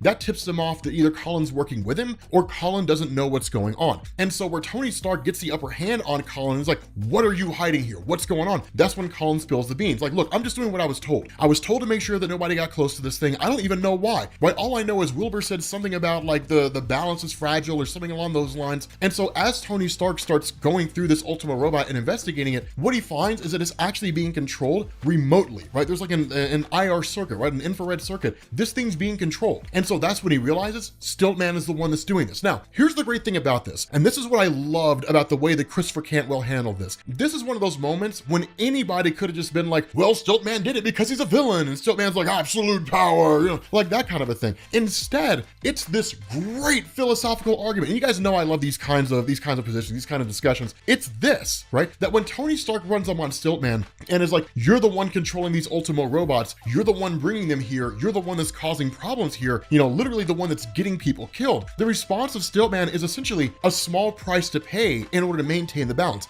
This is game theory. In fact, if we want to go with an example that's probably more familiar to you, let's look at Star Wars Knights of the Old Republic, right? I don't know if you guys ever played that game, but when you're looking for the star map on Kashyyyk, you're kind of given these different game theory type scenarios, right? The prisoner's dilemma, different things like that. One of the questions is this. It says, imagine you are the leader of a nation. Consider enemy states to be weak and remote. With no external threat, your empire stagnates. Your people become complacent, and then they begin to question you. However, in your investigation of this attack, you discover a weakness that would come after the attack, and that weakness would actually allow you to destroy the enemy once and for all. What do you do? And the answer to that scenario is you allow the attack to happen because the people would rally under you against a common foe. And that's really what Stilt-Man's talking about here. Now, the reality is Stilt-Man's also engineering these attacks, but what it does is it unifies the community and saying those Ultimos are a threat. So long as we focus on trying to find a way to get out of here, then everything will be okay. Now, of course, the idea of sending out some kind of an SOS beacon, that sort of a feeling of comfort and safety, the hope that comes with that, would only last for so long. But that's why you would have to generate a new thing for them to rally around, and then a new thing after that, and a new thing after that. That where Stilt-Man considers them to be part of this ecosystem, essentially, he also had his own personal ambitions, which was to prove that he could be a leader, to prove the idea that having individuals who live these lives where there is no real external threat out there, and that in the absence of any kind of external threats, that people would live up to their fullest potential, that's actually not true. That if people are given the opportunity to do whatever it is that they want to do with their lives and to live their lives however they see fit, that they would ultimately grow to become stagnant, that they would either do everything there was to do or they would do nothing. But the idea of having this sort of external threat out there that's always looming on the horizon, that while it does cause a bit of stress and anxiety among the people, it also unifies them, because if they're focusing on an enemy, they're not focusing on each other. And once that enemy goes away, then that's when differences start to crop up. That's when you don't believe what I believe, or you don't think what I think, right? You don't feel the same way that I feel about these things, therefore you are the bad guy. That's how you end up with strife and civil war. So it's actually a very smart maneuver on his behalf to be willing to sacrifice some innocent lives in order to maintain the cohesiveness of the overall community. I mean, is that philosophy a little bit ruthless? Sure, but it cannot be argued that the philosophy works. And so it's a pretty interesting concept. Now, of course, Iron Man and those guys basically end up overcoming Stilt-Man, right? They manage to defeat him, and that's basically it. But in the midst of him pleading his case to them and telling them what's going on, that he essentially engineered a circumstance whereby innocent people would be killed in order to satisfy the livelihood of the greater whole, that all these individuals who have overheard it kind of descend back into their own selfish motivations, where the response is, how dare you sacrifice innocent lives to maintain this entire community and to keep it from falling into a state of civil war, right? What's your problem? And so all these guys basically descend on Stilt-Man, carry him away, presumably to kill him or destroy him or whatever the case happens to be. But the crazy thing about this is that as Colin and Iron Man are basically leaving, suddenly Tony Stark's met by the most unexpected person, which is the Living Tribunal. And the Living Tribunal literally just appears here and says, Tony Stark, right? And Tony's just kind of shocked, like, holy cow, the Living Tribunal just appeared to me, right? But the Tribunal says the universe is on the verge of catastrophic imbalance. Only you can restore this balance. You must travel to the world ship of Galactus at this very moment. Now, here's the reality of this, and this is one of the shortcomings of Christopher Cantwell, and not even just him, the shortcoming of Marvel Comics in relation to how they use the Living Tribunal, where Iron Man replies and says, so from what you're telling me, my friends will not be able to stop Corvac on their own. I have to do it. The response of the Tribunal is, you gravely misunderstand my words, but you still must leave right now. And Tony Stark says, okay, fine, I'll do it, but you need to return all these people back to their home, which of course the Living Tribunal does, and then teleports Iron Man and Avro back to the, or over to the world ship of Tattoo, the world ship of Galactus. Here's the problem with how Marvel handles the Living Tribunal. Back in the day, when the Tribunal was a major player in Marvel Comics, and I'm not even talking about like his first appearance as Doctor Strange, even then he wasn't even fully fleshed out. He's like, I represent God, or something like that, and like, I do some stuff. Like, the reality is that as time progressed, Marvel fleshed his character out more and gave him an actual role to exist in, which is to maintain balance of the universe. And that normally, whenever there was any kind of imbalance, the Tribunal would either be requested by the various cosmic entities, like what you saw during Infinity Gauntlet when they asked him to rule against Thanos, and the response of the Tribunal was, no, Thanos attaining the Infinity Stones and then assembling the Gauntlet, that's just a natural part of the universe. They exist in this universe, he's not abusing his power. Furthermore, if the goal of Thanos is to take over, to basically destroy eternity and replace him, that's the natural order of things, right? The weak make way for the strong. It'd be different if he had kind of gotten some energy source from outside the universe and then brought it into the universe, then that creates an imbalance. But using the tools the universe provides in order to expand his own power, that's just the way it goes. But either it would be a situation like that, or it would be something like from the Protege storyline, where Protege had this level of power where he could duplicate the powers of anybody, and that it would be different if he was born that way. But the reality is he was engineered to be that way. And so because of that, it violated the natural order of things, creating these kind of standards by which the Tribunal lives, and the Tribunal steps in. It's weird to see the Tribunal show up and say, yes, Tony Stark, I am the walking, talking embodiment of the multiverse, and I can wipe out whole universes with a wave of my hand, but only you can stop Michael Corvac, right? I mean, it's like the rain telling humanity only you can stop forest fires, right? It doesn't make any sense, right? Why don't you do that, Rain? It's kind of what you do. But that's kind of the way the character's been portrayed over the years. If I'm being honest with you guys, the most recent and faithful depiction of the Tribunal came during Jonathan Hickman's Avengers and New Avengers. And it's not because I'm just a huge fan of that story, but it's because the Beyonders in the multiverse killing cosmic entities, it's like some kind of a virus in the human body. It's a foreign threat. And so the Living Tribunal stepping in and trying to destroy the Beyonders, it makes the most practical sense. It's what it's supposed to do. And so the result of this is that the Tribunal's just kind of been misused over the years. He's really sort of been turned into a plot device more so than anything else. So while it is cool to see the Tribunal here, the significance of the Tribunal being here has kind of been lost on comic book readers over the years, because it's almost like the Tribunal kind of plays the role of a watcher now, right? Where when the Tribunal pops up, it means he's not going to do anything, but you know something big's about to happen, right? And that's really kind of how those things go.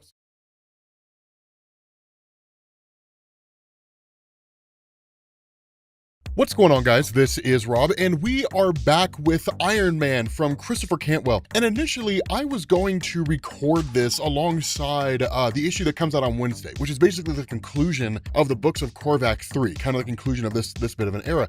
But so much happens here, I kind of wanted to give it its own video, right? And then we'll do a follow-up video on Wednesday with the third part. So I guess tomorrow, at the time we're recording this video, maybe Thursday, I'm not really sure. The important thing here is that basically you now have Iron Man, who's essentially here on the world ship of Galactus. Now, again, he's also accompanied by Colin. Remember, Colin is one of the people who was on board the kind of planet, that kind of community that Iron Man was on in that little 2 or 3 issue story arc that we covered. Nothing super significant here, but he's here to kind of accompany him, right? The Living Tribunal basically appeared to Iron Man and was like, hey man, so like you gotta go. You gotta get to this world ship, otherwise things are gonna pop off. So him and Colin were teleported here. Now, the big question that a lot of people have been asking, and I've seen this in the comments, a lot of you guys have been asking, what's going on with Galactus at this point in time? Okay, so we haven't really seen seen, at least not as far as I'm aware, we haven't seen anything resolved with Galactus following the events of Donny Cates' first story arc of Thor. So as far as we're aware, Galactus is still gone, right? He's still basically out of the picture, which is one of the reasons why his world ship was so readily accessible, right? It's one of the things to remember. Very rarely do you ever see Galactus when he's not on his world ship. That his world ship serves as much a measure of protection as it does a transportation device or something like that. It's basically his home. The whole thing about this is Galactus, with him being out of the picture, it makes it easier for people to arrive here. Now, whether or not Christopher Cantwell ties directly into the aftermath of Thor is something that we're not really told here. Instead, it's really just kind of like the ship is largely empty.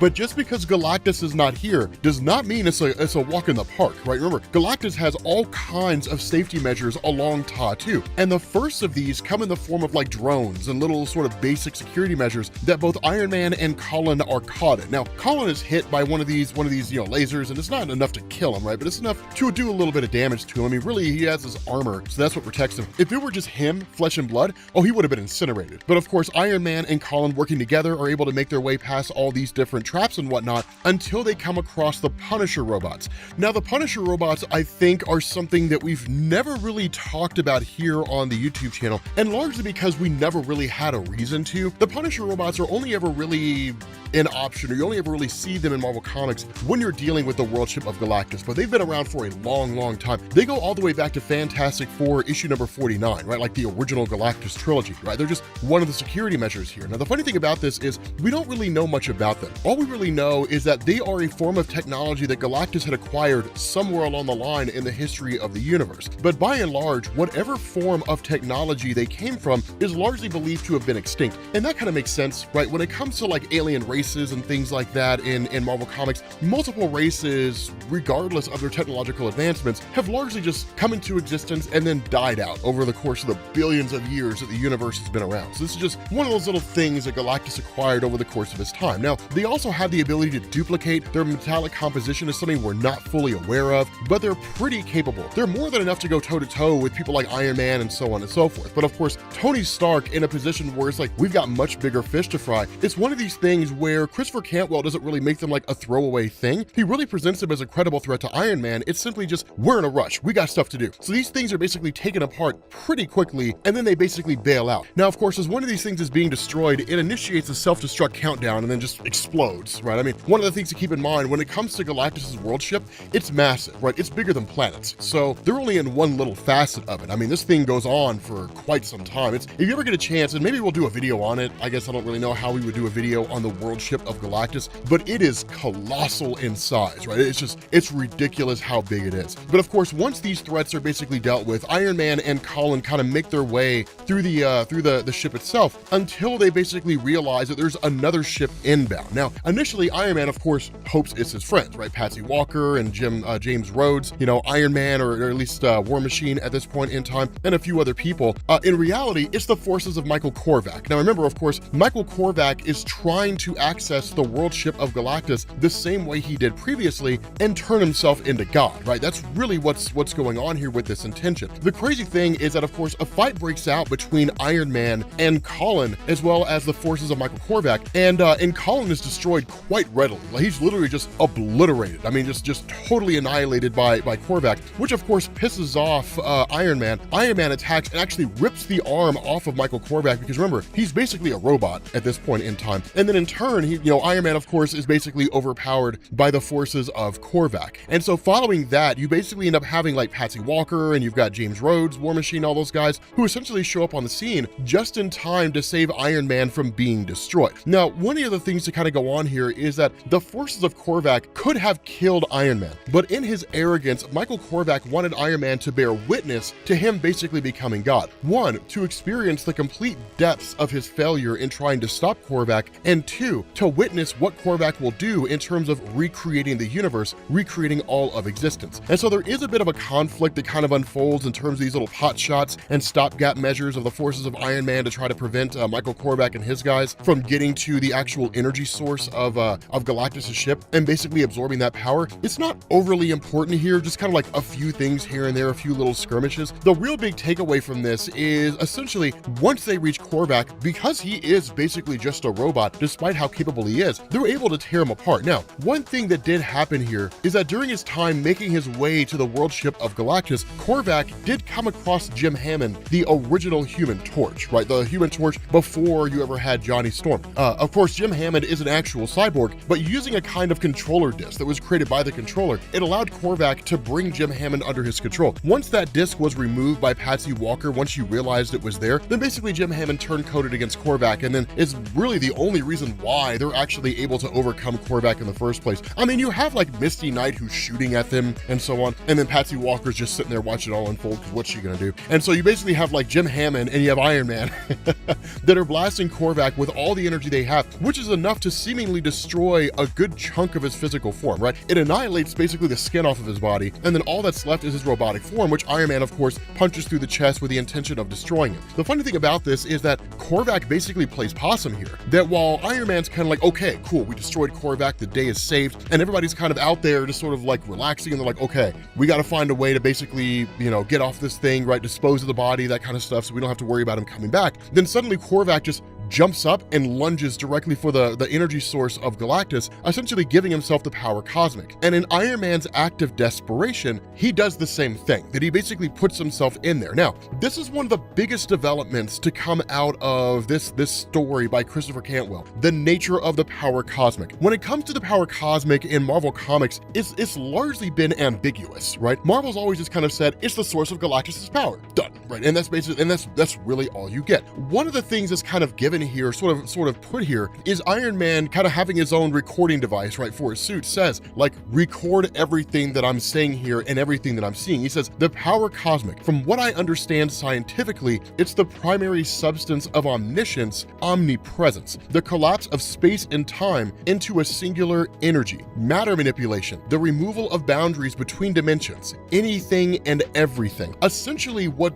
looks like Christopher Cantwell is saying here is that the power cosmic itself is basically godhood, the ability to do anything you want to do, the ability to like leave universes, right, to travel from one universe to the next, to control anything and everything in all of existence. Now, in reality, we would have, I mean, if this is a new definition for the power cosmic, the question we have to ask is, why didn't Galactus just use it to its full potential, right? Why doesn't Galactus travel to alternate realities, travel to other universes, right? Some dead universe or something like that. You know, why is it that the power of godhood is seemingly being used in a limited capacity by Galactus? And we kind of have to extrapolate an answer, right? To sort of delve into the realm of hearsay and haphazard guessing. I would argue that this is because it's the role Galactus plays. The Galactus is a cosmic entity that people like Eternity and people like Infinity and Master Order and Lord Chaos and people like that, Oblivion and so on, they're capable of incredible feats, but you never really see them exercising those things. The reason why is because it's not their job to. And Galactus's job is to basically travel around the cosmos and consume life-sustaining planets in order to basically propagate his existence. In years past, Marvel's tried to sort of explain this with stories like the Abraxas saga and saying that if Galactus were to die, he would unleash what is in effect the representation of chaos and destruction across the multiverse, which came in the form of Abraxas.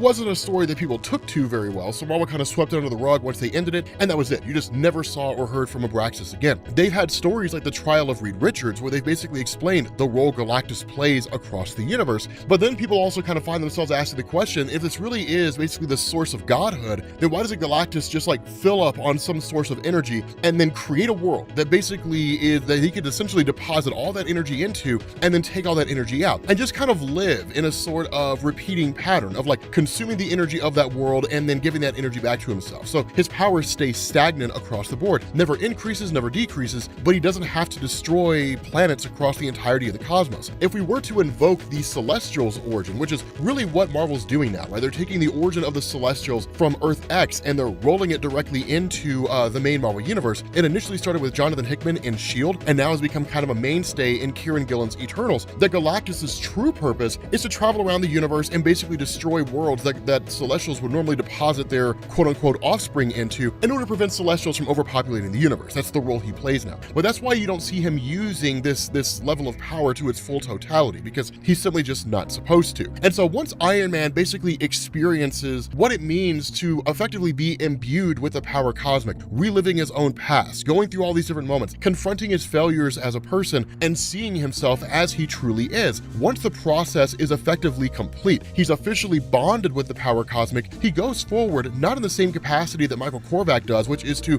bend the universe to his whim, to do whatever it is that he wants with all of existence, but instead to turn the universe into a place where seemingly he can actually improve it, right? It's one of the things that Iron Man says, right? He's like, this is my time. I have so many ideas. I could fix everything, starting with myself, but that's just the beginning. I promise you, it would all be so beautiful. This leads to him going back and confronting Michael Corvac, basically appearing as Iron Man being God, right? Cosmic Iron Man, right? The Iron God, if you want to call him that, whatever the case is. I mean, the guy has so many names. And so once this fight and this whole conflict breaks out, what we actually end up doing is transitioning over to what is in effect a priest. Basically him living on the planet Satania, which really looks more like a space station than a tried and true planet, but whatever you want to call it, right? Just kind of this giant space station sitting on a piece of a dead world, that basically this guy kind of chronicles everything going on, right? He talks about like Draconius, he talks about the cosmic entities and all that kind of stuff. And in effect, we kind of jump back, right, to this point when Michael Corvac and Iron Man were basically fighting each other. That this guy living on this world had basically lived on a very peaceful world, right? But they were also capable of shape-shifting, different things like that. This idea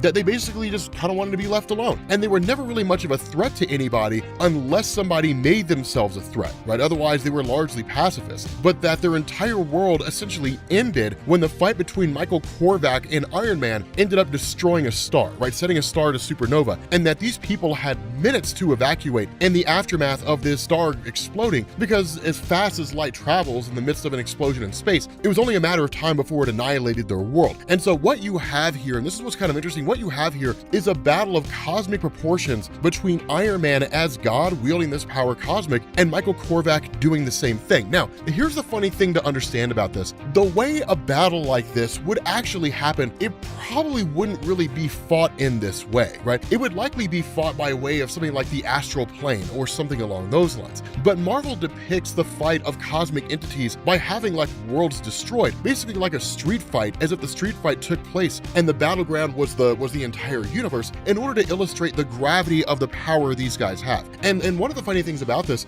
all started with Jim Starlin, that it wasn't always done this way. But when Jim Starlin wrote Infinity Gauntlet, and the only real way to depict the massive scale of the battle that was taking place was for like Celestials to throw planets at Thanos in an effort to defeat him when he had the Infinity Gauntlet, it became a mainstay of Marvel Comics. And that's the reason why, and while you did kind of see that beforehand a little bit, that's the reason why post Infinity Gauntlet, when you see a massive battle like this between two godly beings, that planets are just caught in the crossfire, stars, different things like that. It's designed to illustrate how massive this is, right? I mean, there's literally a point when Iron Man gets the upper hand on Michael Corvac, and Michael Corvac takes a moment to rest by sitting on a planet, right? Or by kind of like laying on an entire planet. It's designed to illustrate the gravity of it all. It's really the best you can do in the world of comics. And it's one of those funny things because the battle between them is as much philosophical as it is literal, right? In the sense that Iron Man's like, you have a small perspective, Michael Corvac. Your goal is to basically conquer the universe and then turn it into how you believe the universe should function. I have bigger ideas. I've got grander plans. There's much better things that we can do. And so what's kind of interesting here is that when that star is destroyed and ultimately ends up wiping out the planet of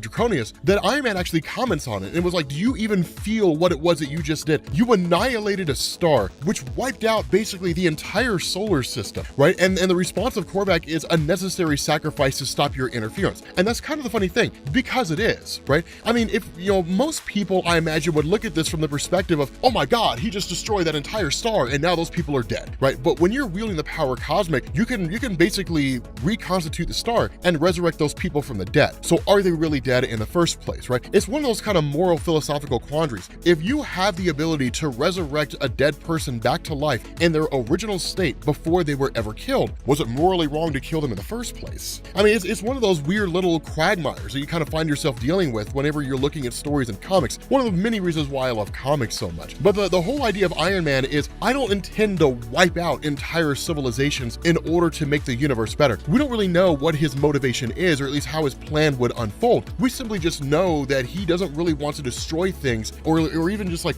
recreate all existence in the same capacity Michael Corvac does. And so realizing that this fight within this universe would lead to just massive calamities and all levels of destruction, this basically leads to Iron Man creating a portal to another reality, to another universe, and sending Michael Corvac through. The funny thing is that once he sends him into this universe, we don't really get an explanation of what universe this is. We're just told it's a dead universe, where seemingly everything in this universe was destroyed. We don't know how it happened. We don't really even know why it happened. We simply just know that it did. This is not the Cancerverse, right? If this were the Cancerverse, it would be filled to the brim with life, right? I mean, it would just be ships everywhere and all kinds of stuff. The many angled ones would probably immediately seize on Michael Corvac and Iron Man and just subjugate them. And in truth, despite the power cosmic that they have, they really wouldn't be able to stand much of a chance against those guys. I mean, Galactus in that universe had the power cosmic and he was destroyed. They literally turned him into the Galactus engine. For those of you guys who don't know what I'm talking about, Thanos Imperative was a ridiculously great story where like they turned Galactus into a machine, like into what's basically just a giant cosmic gun. It's crazy.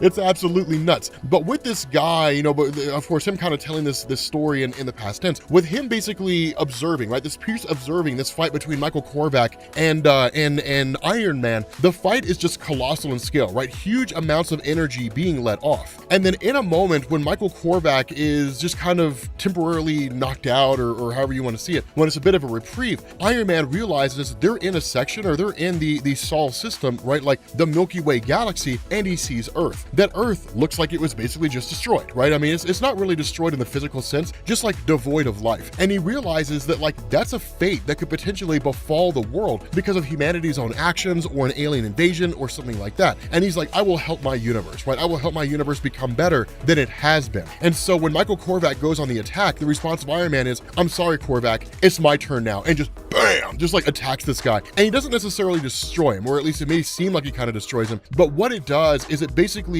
meets with the arrival of the cosmic entities. Now, here's the thing, right? It's the cosmic entities, sure, like eternity and death and like, you know, sire hate and mistress love and like the in-betweener and infinity and all that kind of stuff. The big thing here is Oblivion and the living tribunal show up here. And it's kind of like literally the tribunal is like, this battle ceases now, right? This battle ends now, right? This is done, right? This whole thing is finished. Like, you have disturbed the natural balance of things, Michael Corvac. You have seized a power that does not belong to you and elevated yourself to godhood. You will come with us. Now, here's the funny thing about this is that could the tribunal particularly have involved himself at any point in time? Sure, right? The power of the living tribunal trumps the power of the power cosmic, or at least it seemed to be that way, right? Maybe that's not the case anymore, right? It looks like Christopher Cantwell's kind of toying with the cosmic hierarchy in Marvel Comics, right? That a wielder of the power cosmic is basically a person who wields the power to do anything and everything with no limit to the things they can or cannot do, right? When you're dealing with cosmic entities, sure, they can do a whole lot of stuff, but Eternity's power is limited to the universe that he represents. He can't alter a different universe because he's the physical manifestation of the universe. It's like the color red being able to change the color blue. Unless you mix the two together, it's not going to happen. They're just two distinctly different colors. But the important thing is that the cosmic entities basically step in and are like, we're done, right? They ultimately end up taking Michael Corvac away. Now, the question that's asked here really comes by way of Master Order when he says, like, what do we do with Iron Man, right? This guy has been imbued with the power of the cosmos itself. Like, he can open portals to other realities. The guy can basically do anything he wants to. Now, of course, Mistress Love says, give him trust. Sire Hate says, give him pain. And then, of course, Mistress Death is just like, kill him, right? You know, because she's obsessed with death. And even Oblivion steps in. Now, the funny thing about this is that it appears that the statement of Oblivion trumps the statement of everybody else. Oblivion says, it matters not what we give or do not give. The path has been set, so says Oblivion. And so at that point, the tribunal basically steps in and says, presently, your future is clouded, right? But the ultimate outcome may be satisfactory to us. And so ultimately, the cosmic entities take Michael Corvac away, and Iron Man himself basically returns to the main Marvel universe. And so in the end, what you end up getting is this priest, of course, again, who crash lands on Satania after escaping this dead reality and witnessing this meeting of the cosmic entities and so on, and just kind of recording everything that's happened here, basically kills himself.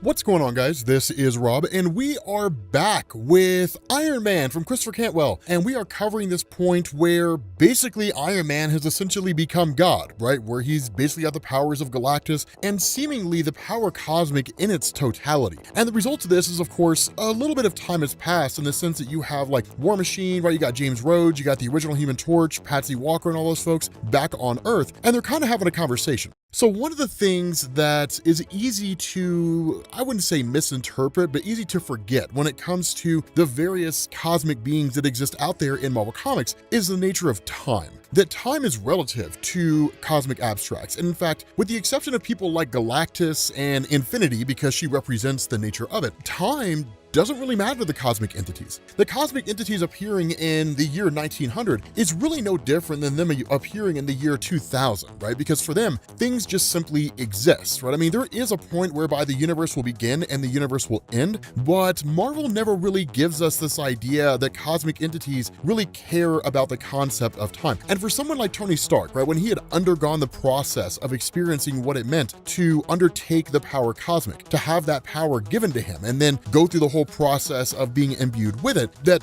time had passed, but we were never really given how much time had passed, because that's designed to kind of mirror how the cosmic entities see existence, right? Just a seemingly series of successive moments, but no real differentiation between how much time passes between each individual moment. It's just a series of things that take place. It kind of makes sense. Not a super important thing, but it's good to see that Christopher Cantwell sort of notices this. But of course, at that point, Tony Stark does arrive on Earth. And when he shows up here, it's very reminiscent to how you would expect Galactus to appear, or a character that imposing. Now, it's also kind of feeding into the ego of Tony Stark a little bit. And in fact, what he does with this power is kind of funny here in a little while, because he shrinks down to a more reasonable size, right? That people can kind of comprehend and they don't necessarily find so intimidating. And then in the midst of all that, as he's talking to James Rhodes, there's not really much of a conversation here, right? Like, he's literally there for like 2 seconds. The Avengers show up alongside the Fantastic Four. And the funny thing here is that they don't quite know what to make of Tony Stark. And the reason why is because while Tony has done some things, a lot of them are also familiar with the things that Tony has done, right? So say, for example, the idea of the Infinity Gauntlet. One of the things a lot of you guys may not know is Iron Man's had the Infinity Gauntlet. And in fact, Iron Man got the Infinity Gauntlet off of Parker Robbins, the Hood, when the Hood got the Infinity Gauntlet. Now, of course, the other members of the Illuminati knew what was going on, because Tony Stark taking it and then telling everybody else who was there,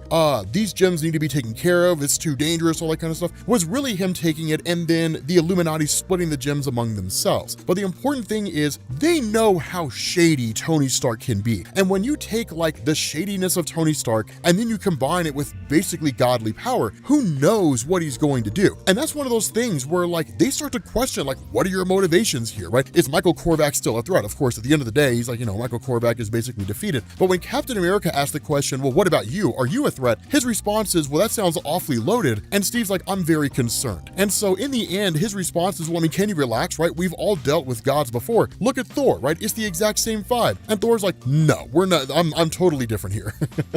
This is a whole different thing. And so the big question people have is, what's Tony Stark going to do with this power? And so what he does is he makes this amazing speech, right? This amazing impassioned thing. And he says, okay, well, Korvac was right in wanting harmony, but wrong about how to get there. He believed that he alone knew best. He put himself and his opinions above others. And then he asked the Avengers, he's like, doesn't that sound familiar to you guys? And he says, Korvac was wrong to hoard his intellect, wrong to want to take away free will from everyone else. I had the Infinity Gems once, but I wasn't going to force anything with them, and I won't now either. But then, how does one make something harmonious while preserving the individual? And he says, well, I looked at my own gifts. I'm talking about the things I had before these new powers. I thought of solutions and ideas I've had in the past and how they've gone awry. And I realized something. They didn't work because they were trapped in here in my head. But now, what's in here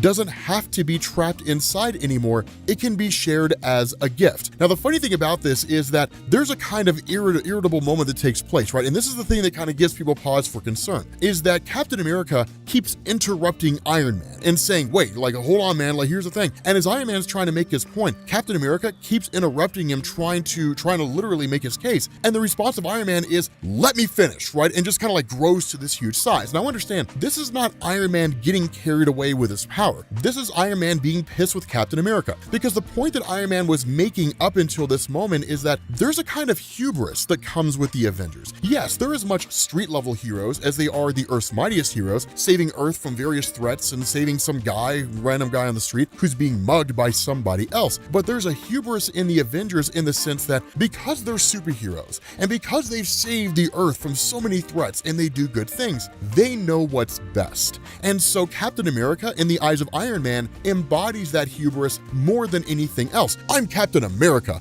I've been around for a long time. I have great battle strategy and I know how to organize and galvanize the superhero community. Everyone should listen to me, right? That kind of irritation. Now, of course, a lot of it's also just because these guys have just had a sketchy history ever since the events of Civil War. But what Iron Man says here is my gift is now in all of you. My intellect, my level of aptitude, it's yours. You are all now Stark level geniuses. But it's kind of a funny thing because the whole question here is, well, what if we don't want it? And he's like, well, I mean, it's too late, right? It's done. You're all now as brilliant as I am. And so is every living person in the city. And he says, I figured we'd start with a small sample size and see how it goes. And he says, I don't want things to get too far ahead, right? I don't want this experiment to be something that I effectively lose control of. And the funny thing here is Susan asks Reed, she's like, what do you think, Reed? Like, do you feel any different? He's like, actually, I feel like I just became less intelligent.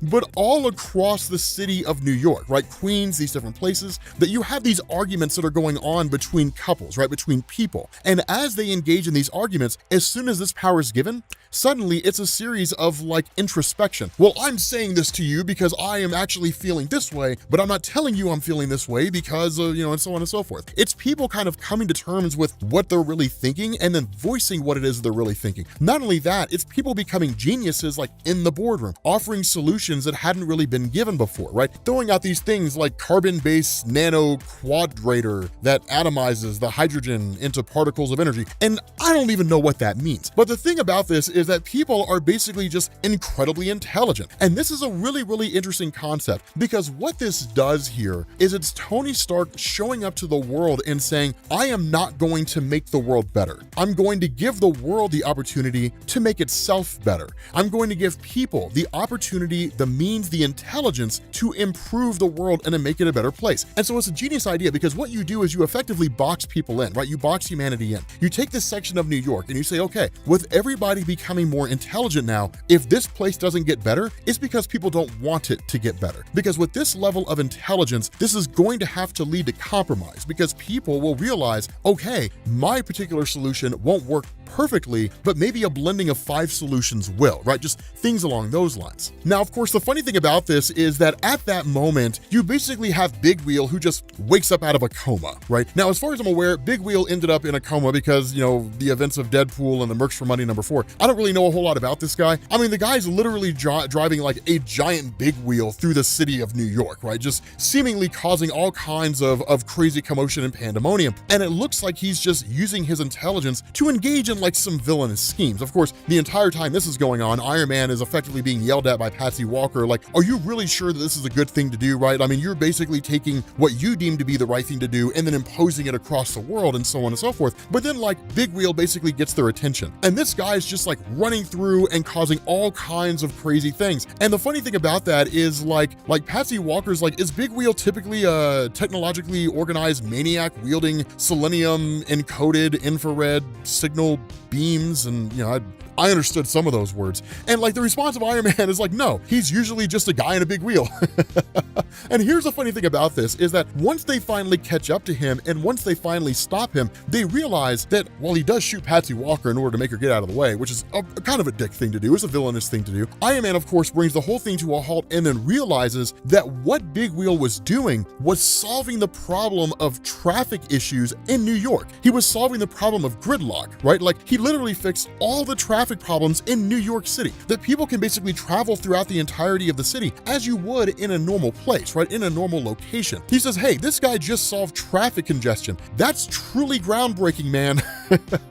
That's a pretty big deal. And so it's one of those funny things is because this is how some people are basically going to use their powers, right? And so as a result of this, what you get here is Patsy Walker screaming at Iron Man, right? And where Iron Man's trying to plead the case and saying like, look, like what I'm doing here is working. You're welcome. Like, what else do you want from me? Her response is, how about some foresight? The world doesn't simply become instantly better just because we all think like you do now. And of course, that pisses off Iron Man, who in turn says, even with the incredible capacity of my mind, you whimper with small-minded doubt. I will fix this entire world. Just watch me. And in that moment, Patsy Walker's like, there's nothing to do. And so Patsy Walker basically just walks off. And so as a result of this, she goes to the only person that she really can go to.